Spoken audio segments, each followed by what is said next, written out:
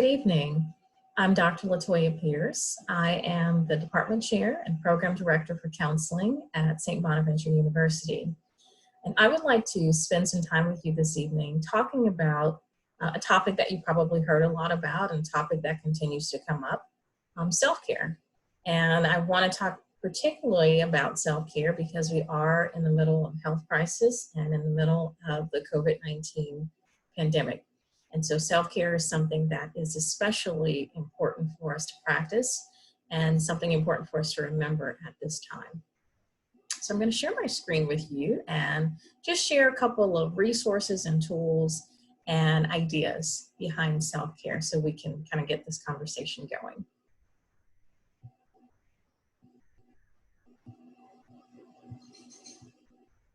Okay. So I am going to share my slideshow so we can start from the beginning.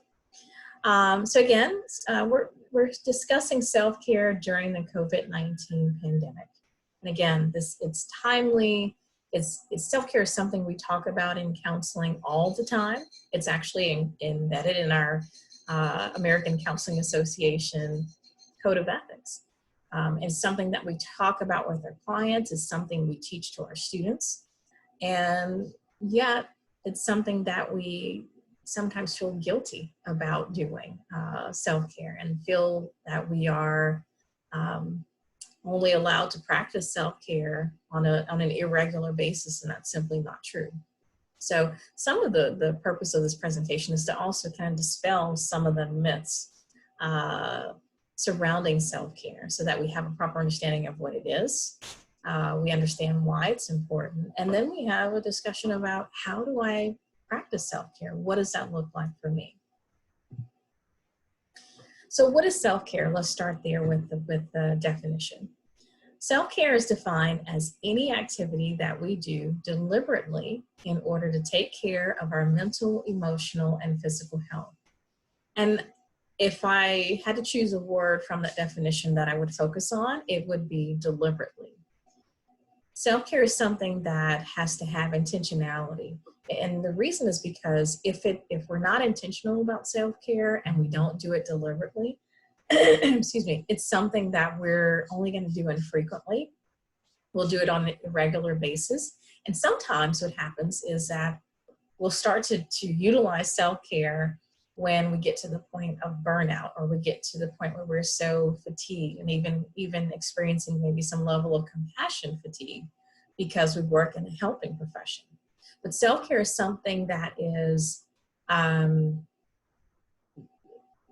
we want to do often. It's something that we want to do on a very regular basis. It's not something that we just start to employ when we kind of hit the end of our rope. By that time, when we get to burnout and we get to fatigue, at that point, there's a lot more that we're going to have to do in terms of self-care.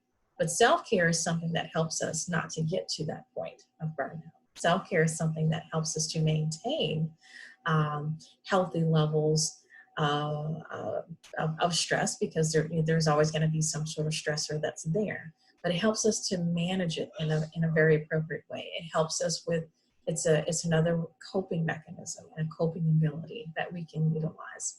So if we employ regular and deliberate, as the definition talks about, self-care, and we do it on a very regular basis, maybe we don't hit burnout, maybe we don't hit fatigue, maybe we don't hit those things that are really kind of harder for us to kind of come back from. So it's an activity that we do, we're intentional about it, we're deliberate about it, and it helps us to take care of us holistically. The other part of that definition talks about the mental, emotional, and physical health of ourselves. There is if you research kind of the wellness model by Myers, Sweeney, and Whitmer, they talk about something called the indivisible self model. They talk about the wheel of wellness, and these are terms that you would hear if you come into the program. But the indivisible self model plays directly into this definition, taking care of our mental, emotional, and physical health, because that model talks about the fact that it is indivisible, meaning we can't divide and separate that we're only going to take care of one aspect of our well-being.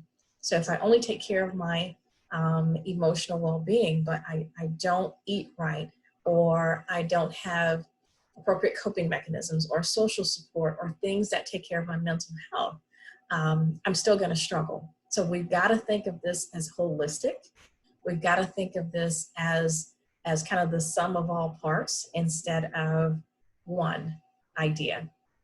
You know, when we talk about wellness in general, the old definition of that used to be something along the lines of the absence of illness or the absence of sickness.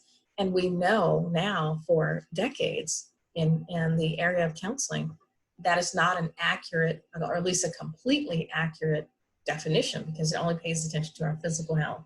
When we talk about wellness and we talk about self-care, we've got to talk about the whole body, whole mind, whole spirit. And we have to talk about it in terms of taking care of all of who we are. So deliberately practicing self-care, taking care of all of who we are, our mental health, our emotional health, and our physical health. So why is self-care important? Self-care helps us to be the best version of ourselves. And the metaphor I always like to utilize is an empty glass and a pitcher of water. And I tell clients, I tell students, I say, you know, visualize and think about and conceptualize coming in from a long jog, or coming in from a hard day's work of gardening, or just some activity that you've done outside, hot summer day, coming inside. And there's nothing that quenches your thirst better than being able to pour yourself a tall, refreshing glass of water. And the idea behind self-care is very similar, because you're wanting to pour into yourself. And that's the idea. When you visualize pouring into that glass of water, it's something that nurtures you. It's something that puts back into you. That's what self-care is supposed to do. It's supposed to be an activity or something that puts back into you, that nurtures your soul, nurtures your spirit, nurtures your well-being holistically. So that's that visual, pouring into that empty glass of water, that nice, cool, refreshing glass of ice cold water on a hot summer day. Self-care pours into you. It acts the same way, pours into you as a person. When we don't practice self-care, oftentimes we find that we have elevated stress levels. And if we kind of continue on that path, it will ultimately lead to some level of burnout. And once you get to burnout, if you read up on that topic, burnout is a lot harder to come back from than it is to simply maintain appropriate self-care and wellness routines. And when those, and especially now, because we're facing this pandemic of COVID-19, and we're kind of in this, we're in this global health crisis, right? Our stress levels are likely elevated. And when those stress levels stay elevated, we know that it begins to impact our immune system. And, you know, the one thing we want to make sure we're taking care of right now is our immune system, because we want to be able to fight off viruses and illnesses and sickness and things that come our way. And one of the ways that we're able to do that is self-care, because that self-care, again, it pours into you, it nurtures you, it allows you to deal with stress, undoubtedly, in healthy ways, very healthy and appropriate ways. Stress will be there. You know, stress is something that we're always going to have to deal with.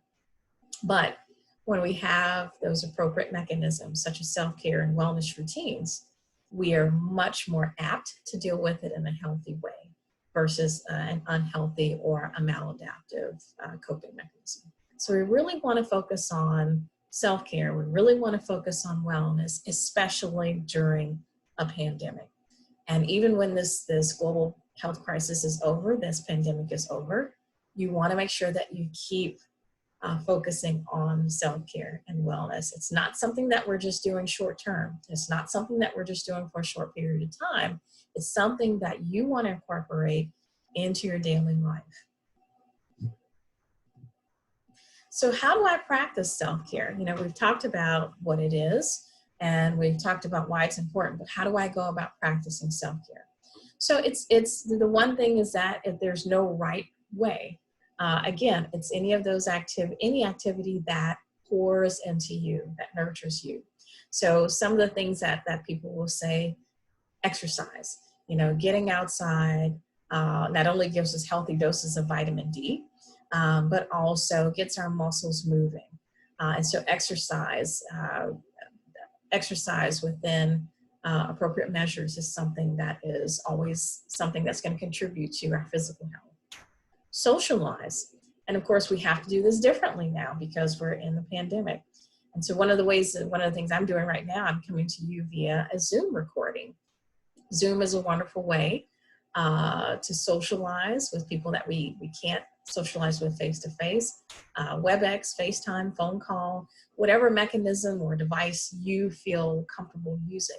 But it is important for you to socialize, because if you're in a state, especially where there is a shelter in place or a stay-at-home order, it can be very isolating. And when it's hard when we are stressed, when we feel isolated. Oftentimes that may lead to depressive symptoms. So you want to make sure that you're reaching for social support. You want to make sure that you are engaging still with the people that you would maybe normally engage with, but we may just have to be a little bit more creative and do it a little bit differently during this pandemic. Adequate sleep. I always, are you getting adequate sleep?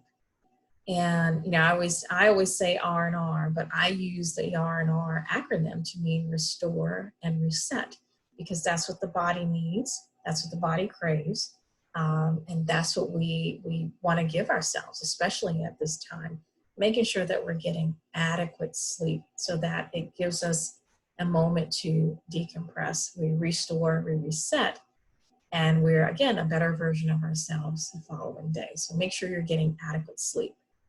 Eating right is another one. Pay attention to what you're eating. It's very easy, because we're home more, and if we're not as actively engaged in something as maybe we would normally be, it's very easy to kind of fall into snacking a little bit more than we usually do. So you want to be very mindful, and you want to pay attention to what you're eating. If you're choosing healthy snacks, if you're choosing healthy meals, what you have access to. So you want to still be very mindful about eating right during the pandemic. Some people like to paint, some people like to read, but again, anything that, again, we use that metaphor, the water, the glass, the empty glass, and the pitcher of water, anything that pours into you. That's how we want to conceptualize, and that's how we want to frame self-care. We really want to think of this in terms of, how do I nurture myself? How do I pour into me? And then of course, the last thing I'll share with you is, there may be a point where you feel, whether it's during the pandemic or outside of the pandemic, what do I do if I need additional help? We know that dealing with the pandemic can be stressful, and it can also be very isolating, as I said earlier. Don't be afraid to ask for help it would be my main recommendation and suggestion. Contact a local mental health agency in your area. There are crisis hotlines as well that are set up that run especially after hours. And also look for a licensed mental health professional or provider in your area. There are a lot of agencies, private practices, mental health providers, you name it, that really have pulled together and are providing telehealth services. So you would be able to utilize those services from the comfort of your home, where it is safe and secure, but you also have an opportunity to still connect with someone who can help you walk through this crisis and help you kind of navigate from a psychological perspective through this pandemic. So I would always be very encouraging. If you feel a certain level of distress, do reach out for help. Do contact mental health agencies or a mental health provider in your area. I hope that this has been helpful to you and has given you just some different ways to kind of think about be practicing self-care, being mindful, and practicing wellness during this COVID-19 pandemic. I do wish you good health. I hope that you stay safe, and I wish you well during this pandemic and health crisis. Take care.